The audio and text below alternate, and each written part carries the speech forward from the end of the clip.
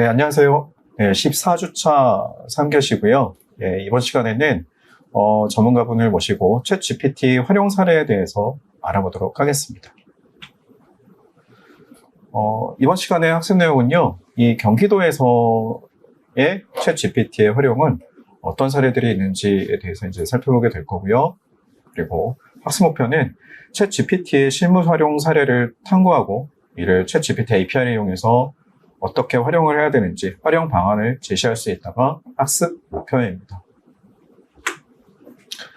자, 이번 시간에 하게 되는 경기도에서의 챗 GPT 활용 사례는요, 세종사이버대학교의 원주석 교수님을 모시고 하게 됐는데요. 챗 GPT를 활용한 다양한 실제 사례에 대해서 이야기를 나눠보려고 합니다. 원 교수님께서는요, 현재 경기도청 AI 프론티어 사업과 AI 확산 사업팀장으로 재직 중에 계시고요. 인공지능 관련한 다양한 업무들을 진행하고 계십니다. 경기도에서 챗 GPT를 어떻게 활용하고 있는지에 대해 자세히 이야기를 들어보도록 하겠습니다. 자, 교수님, 반갑습니다. 자, 궁금한 게 굉장히 많은데요. 먼저 경기도에서 가장 많이 활용되고 있는 GPT 활용 사례는 무엇이 있나요? 예, 경기도에서 제일 많이 사용하고 있는 사례는 보도자료를 작성하는 겁니다. 사실 관련 부서에서 직원이 그 보도자료 작성 가이드라인을 만들었습니다. 그래서 제가 그 가이드라인이 너무 좋아서 다른 시군에 소개하기도 했는데요. 이것처럼 보도자료나 인사말씀 같은 것들은 프롬프트만 한번 잘 작성을 해도 반복돼서 작업하는 것이기 때문에 계속 반복적으로 똑같이 사용을 해서 좋은 결과를 얻을 수 있습니다. 특히 GPT-S로 활용을 한다 그러면 아까 말씀드린 그런 가이드들을 GPT-S에 입력하고 누구나 GPT-S 주소를 입력해서 반복적으로 똑같이 보도자료나 인사말씀들을 생성할 수 있는 효율적인 그런 업무 추진이 가능할 것으로 생각을 하고 실제로 저희도 운영을 하고 있습니다. 그런데 저희는 GPT-S로 사용을 하고 있는데 이 보도자료가 다른 시군, 경북 같은 경우에는 별도의 프로그램을 만들었습니다. 그래서 챗봇 경북이라는 걸 만들어서 실제로 거기는 행사 자료만 업로드하면 버튼 클릭 한 번으로 보도자료가 생성되는 그런 식으로 운영하고 있는 것들로 봐서는 공공기관은 아무래도 보도자료나 인사말씀 쪽에 챗GPT를 가장 잘 활용하고 있지 않나라는 생각이 들고 있습니다. 아, 그렇게 활용이 되고 있군요. 그리고 GPT의 또 다른 활용 사례는 또 없을까요? 예, 저희는 아무래도 공공기관이다 보니까 보고서를 작성하거나 아니면 이메일을 외부랑 주고받을 경우가 많은데 특히 해외 지자체나 해외 기관, 해외 기업들하고 이메일을 주고받는 경우가 종종 있습니다. 근데 그럴 경우에는 기존에는 한국 사람들이 영어를 잘하지 않잖아요. 그래서 자기가 스스로 손으로 써보고 파파고 같은 데다 돌렸어요. 근데 그게 확실히 어색한 문장이 많아서 반복적으로 수정한 다음에 관련된 부서에 검수받고 그 내용을 다시 부서장님한테 검수받고 보내는 그런 과정들이나 절차가 굉장히 복잡했습니다.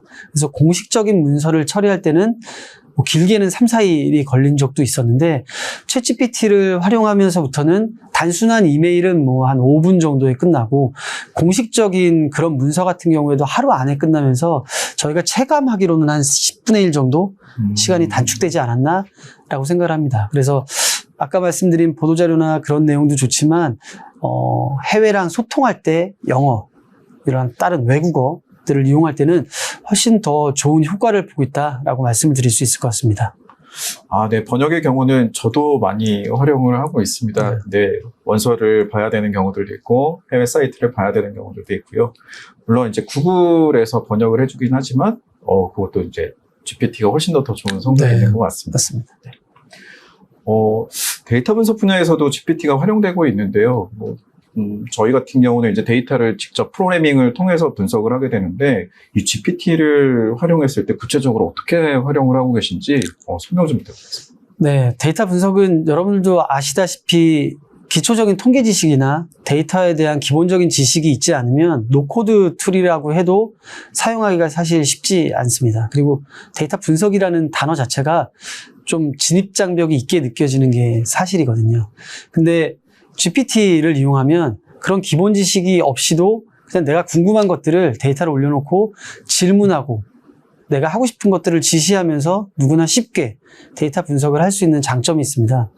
그래서 더군다나 공무원들은 데이터 분석을 하기 굉장히 꺼려하고 어려워하는 부분들이 있는데 GPT로 활용하면서부터는 다양한 분들이 다양한 시도를 좀 해보는 것 같아요. 특히 시각화를 통한 보고서 작성에 있어서도 예전에는 엑셀만 활용을 했다면 지금은 조금 더 복잡한 엑셀 데이터나 자료를 가지고 GPT를 이용해서 시각화하고 그걸 보고서에 넣는다든지 아니면 조금 더 인사이트를 얻기 위해서 GPT를 활용해서 다양한 분석을 해본다든지 하는 것들을 할 수 있는 것 같습니다. 그리고 최근에는 저희가 텍스트 분석도 한번 해봤거든요. 그래서 뭐 워드 클라우드를 만든다던가 지도 기반으로 위치 정보들을 올려서 한번 분석을 해본다던가 아니면은 시각화 동영상처럼 만들어서 시각화를 해서 현황이나 트렌드를 확인한다던가 하는 것들을 GPT에서 쉽게 하면서 사람들이 조금씩 GPT를 활용한 분석도 늘어나고 있는 것 같습니다. 네, 저 같은 경우도 분석이나 통계 부분이 좀 많이 부족하다라고 느끼는데요. 이제 GPT가 그런 부분까지 해주는 거 보니까 저도 좀 활용을 해봤으면 좋겠습니다. 네, 그리고 경기도에서만 특이하게 활용하는 GPT 기능이 있다라고 하는데요. 어떠한 것을 얘기하는 건가요? 사실 경기도는 아까도 말씀드렸지만 좀 다양한 걸 시도를 해왔었어요. 근데 요즘에 좀 특이하다라고 하면 그 다양한 최신 뉴스들을 GPT-S를 통해서 누구나 쉽게 클릭만으로 찾아볼 수 있는. 그러니까 예를 들면은 산업 분야에서는 산업 관련된 뉴스들을 뭐 국내외 기사들을 서너 개 정도 중요한 뉴스를 선별해서 본다던가 어떤 것들은 해외 뉴스들이 필요하거든요. 근데 해외 뉴스들을 모아서 보기가 사실 어렵잖아요. 아까 교수님이 말씀하셨듯이 해외 논문이나 해외 연구 보고서 아니면 해외 사이트들을 보는 데 있어서 GPT가 큰 도움을 주고 있고 그걸 활용해서 해외 신문 기사들도 번역된 채로 좀 볼 수 있어서 GPT-S를 이용해서 다양한 부서에서 그렇게 실시간으로 데이터를 받아보고 신문을 읽어보는 그렇게 운영하는 사례도 저희는 있습니다. 그리고 또 특이한 부분인데요. 경기도가 AI 위원이라고 운영하고 있다라고 들었습니다. 보통의 위원들은 위촉이 되면서 이제 오셔서 이제 이렇게 하실 텐데, 이 부분에 대해서도 어떻게 활용을 하시는지 설명 부탁드리겠습니다. 예, AI 위원하면 마치 로봇이나 AI가 위원 역할을 대신하는 것처럼 느껴지는데, 사실 그런 것까지는 아니고, 위원회를 운영하고, 그 다음에 위원들한테 그 활동을 지원하기 위해서 AI를 좀 적극적으로 도입하는 그런 방식으로 이해를 해 주셨으면 좋겠습니다. 최근에는 그 미래위원이라는 게 생기기도 했는데요. 그 경기도에서 운영하는 여러 가지 새로 생기는 위원들을 면접할 때도 AI를 저희는 활용을 했었습니다. 예를 들어서 면접을 할 때, 다양한 그 면접 자리에서 갑자기 아이디어를 도출하기 쉽지 않을 때 AI를 이용해서 아이디어를 먼저 도출을 해보고 그 아이디어를 기반으로 다양한 사람들이 자극을 받아서 다른 아이디어를 생성한다던가 아니면 면접 이후에 면접 영상이나 음성을 가지고 AI한테 초안 번역을 맡기고 요약을 맡기고 심사 결과를 한번 물어봐서 그걸 이용해서 전문가들이 심사를 한다던가 그 다음에 또 다른 측면으로는 뭐 회의 내용들을 요약해서 보고서를 써준다던가 이런 것들을 시험적으로 추진하고 있다라고 생각을 해주시면 될 것 같습니다. 네, 좀 깊이 있게 좀 활용을 하시는 것 같은데요. 그리고 최근에 경기도 홈페이지에 챗봇 서비스를 위해서 인공지능 기반의 챗봇을 개발한다고 하는 소식을 들었습니다. 어떤 챗봇을 계획하고 계신지 좀 설명도 부탁드리겠습니다. 네. 사실 인공지능 생성형 AI가 나오면서부터 공공관공서나 금융 쪽에서 제일 많이 했던 게 먼저 챗봇이었어요. 그래서 음성 챗봇, 전화로도 하지만 문자로 챗봇을 하는 것들을 많이 했는데 그 이유가 뭐였냐면 24시간 지속적으로 민원인들한테 정보를 제공하고 안내를 해주는 게 불가능했었고 챗봇이 나오면서 사람처럼 얘기하고 사람처럼 자료를 찾아주면서 그런 챗봇들을 많이 이용하고 있고 실제로 많은 공공기관이랑 금융회사들이 이미 도입을 해서 사용하고 있거든요. 근데 최근에 저희가 지금 추진하려고 하는 건 홈페이지에 있는 여러 가지 정보들을 도민들이 챗봇을 통해서 정보를 검색하고 내가 궁금한 것들을 물어볼 수 있게 하는 챗봇 서비스가 하나 있고, 두 번째는 지금 저희가 고민하고 있는 것 중에 하나가 비효율적으로 운영되는 콜센터들이 좀 많이 있습니다.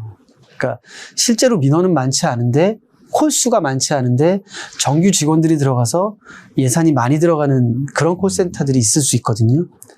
근데 그런 것들을 AI를 도입하고 AI 콜 아니면 AI 챗봇을 도입하면서 좀 효율화하고, 반면에 민원들은 시간이나 장소에 구애받지 않고 언제나 질문하고 답변을 얻을 수 있게 하는 그런 형태의 챗봇들을 지금 도입하려고 하고 실제로 시범 서비스도 진행을 하고 있습니다. 네, 마지막 질문이 될 것 같은데요. 앞으로 이제 경기도가 추구하는 AI 기반의 서비스들이 어떤 방향으로 가실지에 대한 간단한 설명해 주시고 마무리하도록 하겠습니다. 네, 경기도는 지금 앞으로도 AI를 어떻게 잘 도입해서 그리고 활용해서 도민들한테 편리하고 혹은 업무가 효율적으로 운영될 수 있도록 도울지에 대해서 저희가 계속 고민을 좀 하고 있습니다. 지금 계획하고 있는 건 크게 두 가지 방향, 말씀드렸던 행정 업무를 효율화하는 방향하고 대민한테 서비스를 조금 더 스마트하게 제공하는 방향으로 생각을 하고 있고, 업무적인 영역에서는 지금 민간 삼성 SDS나 네이버 같은 곳에서도 AI를 도입해서 전사적으로 업무에 다양하게 활용을 하고 있거든요. 뭐 메일을 요약한다던가 아니면 메신저를 요약한다던가 보고서 초안을 생성한다던가 다양한 나의 자료를 가지고 뭐 PT를 만들어준다던가 뭐 이런 다양한 생성형 AI를 이용한 업무 효율화에 지금 매진을 하고 있는데요. 경기도도 그런 유사하게 업무 효율화할 수 있는 내부 AI 활용법들을 고민을 하고 있습니다. 그래서 아마 조만간에 생성형 AI나 다른 AI 서비스를 이용한 업무 효율화 시스템이나 서비스들이 나오지 않을까라고 기대를 하고 있고요. 그 다음에 대민 서비스 쪽에서는 저희가 AI를 이용해야 되는 분야가 생각보다 굉장히 많을 수 있다고 생각을 합니다. 아까 말씀드렸던 민원 분야에서는 당연히 AI가 좀 도입돼서 민원인들이 24시간 언제 어디서나 좀 질문을 하고 답변을 받고 뭐 정보 안내를 받는 그런 서비스도 필요하겠고, 복지 분야에서도 다양한 맞춤형 서비스들을 제공하고 그걸 쉽게 신청하고 내가 필요한 서비스들에 대해서 질문 답변하는 그런 쪽도 필요하지 않을까 생각을 하고, 특히나 안전 분야에서는 AI가 해줄 수 있는 역할이 많다라고 생각을 하고 있습니다. 그리고 보건의료 분야에서도 지금 특히 공공의료원의 품질을 개선하거나 아니면 의료 서비스 그리고 응급 의료 체계들을 효율화하는 쪽에서도 생성형 AI나 다양한 AI 알고리즘들이 쓰일 수 있는 영역이라고 생각합니다. 그래서 이런 전반적인 영역에 AI들을 어떻게 활용할 수 있을지 저희도 고민을 하고, 앞으로 지금 말씀드린 영역들에서 조금씩 나아지는 서비스들을 아마 보실 수 있을 거라고 기대를 하고 있습니다. 네, 말씀 감사합니다. 네, 말씀해 주신 것 중에 가장 많이 키워드로 이제 볼 수 있는 게 업무의 효율화가 아닌가 싶습니다. 그래서 저희가 이번 과목에 대한 수업을 들어보시면서 그 관점으로 여러분들이 프로그램 코드를 가지고 이 생성형 모델들을 활용하는 방법들을 배웠다라고 생각을 하고요. 지금 말씀해 주신 여러 가지 사례들을 기반으로 해서 여러분들이 이 API를 이용해서 활용할 수 있겠다라고 하는 이 구상이 좀 되시고 뭔가 모델이 만들어진다라면 굉장히 좋을 것 같습니다. 네, 지금까지 원 교수님 모시고 말씀을 나눴고요. 예, 말씀 감사합니다. 네, 감사합니다. 네, 이제 14주차 강의가 마무리가 됐습니다. 한 학기 동안 GPT API를 이용한 서비스 개발, 구현 과목을 수강하시느라 고생 많으셨고요. 실제로 저희가 하는 거는 GPT를 그냥 활용하는 것이 아닙니다. API를 이용해서 여러분들이 커스텀해서 만들 수 있는 애플리케이션, 이걸 만드는 걸 목적으로 가고 있으니 여러분들이 반드시 여러분들이 목적하는 이 프로그램을 만들 수 있도록 시간을 더 투자하셔서 발전하시길 바랍니다. 한 학기 동안 고생 많으셨습니다. 감사합니다.